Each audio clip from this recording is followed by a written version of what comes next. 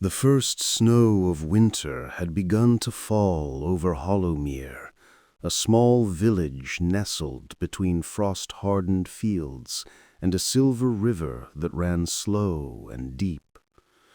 The villagers said that when the wind blew from the north, you could hear the old abbey bell ring from across the valley, though no one had rung it for years. It was a quiet place, forgotten by lords and untouched by war. The thatched roofs sagged under the weight of time. The people lived by the rhythm of seasons and the mercy of the harvest. And among them was Elias, the blacksmith's son, a man who worked hard, spoke little, and carried a silence that no hammer's song could break. When he was a boy, Elias had served as an altar keeper in the abbey on the hill. He'd learned to polish brass, mend robes, and light candles at dawn. But that ended the night the abbey burned, struck by lightning during a storm so fierce it split the great oak in half. The old bell tower had collapsed, crushing the abbot and half the choir beneath it. Elias was the only one who lived. Since that night, he'd never set foot near the ruins, not once, until this winter. The year had been cruel. Frost came early and the crops failed.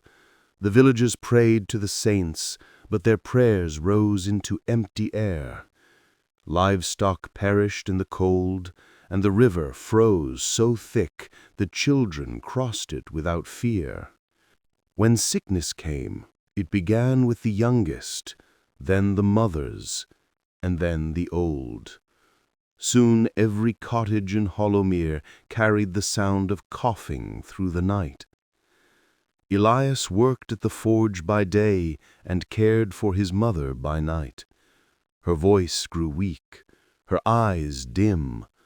She spoke of warmth, of bells, of light, of the abbey she once walked to every Sunday. And on her final night she whispered, "If only the bell of Hollowmere would ring again, perhaps the Lord would remember us." When she died, Elias buried her beneath the oak where the road bent toward the river. Snow covered her grave by morning. He sat beside it until night, the cold biting his hands, before he finally looked up toward the dark silhouette of the ruined abbey on the hill. And he knew what he had to do. That night, he climbed the hill with only a lantern and his mother's rosary. The wind howled through the trees, carrying the faint groan of the old stones shifting under the weight of snow. The abbey stood half-buried, its walls cracked and blackened by time. Ivy clung to what remained of the tower, wrapping it like the hands of the dead. Inside, silence lived, the kind of silence that feels alive, watching. Elias crossed the threshold. His boots sank into ash and drifted leaves. The altar had crumbled, and the great crucifix lay in pieces across the floor. But near the back, through the hollow arch of what was once the choir loft, he saw the shape of the bell, fallen, tilted, half buried in earth, but whole. It was enormous, greened by age, engraved with the words, "For the living and the lost." Elias knelt beside it, brushing snow from its side. His hands trembled. The metal was cold, as though it still remembered the night it fell. A broken rope hung from its crown, rotted and stiff. Elias looked up at the beams above, half collapsed yet standing enough to hold a new rope if he could manage it.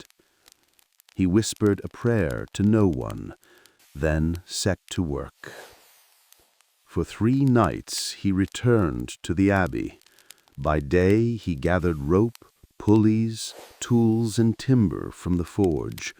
By night he worked alone, climbing through the frozen beams, hammering iron braces into the ancient wood. The wind screamed through the open arches. His lantern flickered constantly, threatening to die. But he kept working. He did not sleep. Each swing of his hammer echoed like a heartbeat in the hollow nave.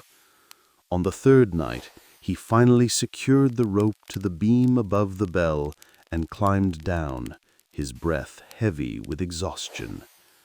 The moon shone through a hole in the roof, casting a pale light over the altar ruins. Elias took hold of the rope. He closed his eyes and whispered, "For the living and the lost." Then he pulled. The first sound was faint, a deep, cracked groan, like thunder far away. Then came another pull, and the bell answered low and mournful. The note rolled down the valley, through the woods, across the frozen river, and into the sleeping village. Every soul in Hollowmere stirred.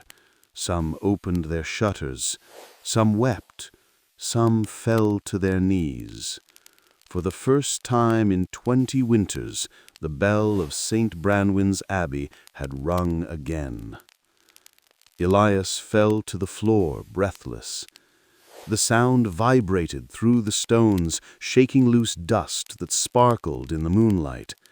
And when the bell's last note faded into the night, something strange happened. A light began to glow faintly within the bell, soft and golden, pulsing like a living heart. Elias crawled closer. Inside the metal's curve, beneath the engraved words, he saw shapes, shadows of people, kneeling, praying, the lost choir, the abbot, his mother. He reached toward it, tears freezing on his cheeks. He whispered, "Mother." The light brightened, then dimmed, and with one last echo, it faded completely. When dawn broke, the villagers found Elias lying beside the bell, his hands clasped around the rope, a faint smile frozen on his lips. They carried him down the hill and buried him beside his mother under the oak. The villagers never forgot what he had done. From that winter on, the bell would sometimes ring by itself, once every year, on the first snow, when the wind blew down from the north. Some said it was the saint, others said it was Elias, but the old ones whispered that the bell no longer rang for Hollowmere, it rang with it, and so long as its sound could be heard, drifting through the valley, the living and the lost would never be apart. The first snow of winter had begun to fall over Hollowmere, a small village nestled between frost-hardened fields and a silver river that ran slow and deep.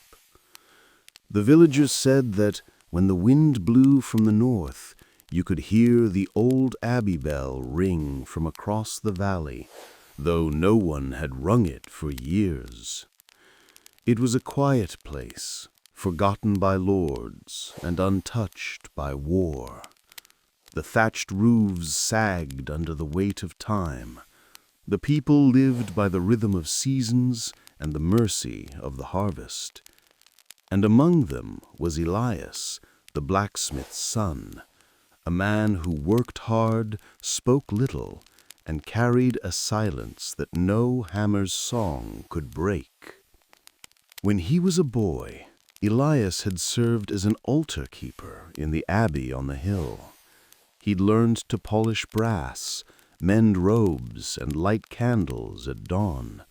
But that ended the night the abbey burned, struck by lightning during a storm so fierce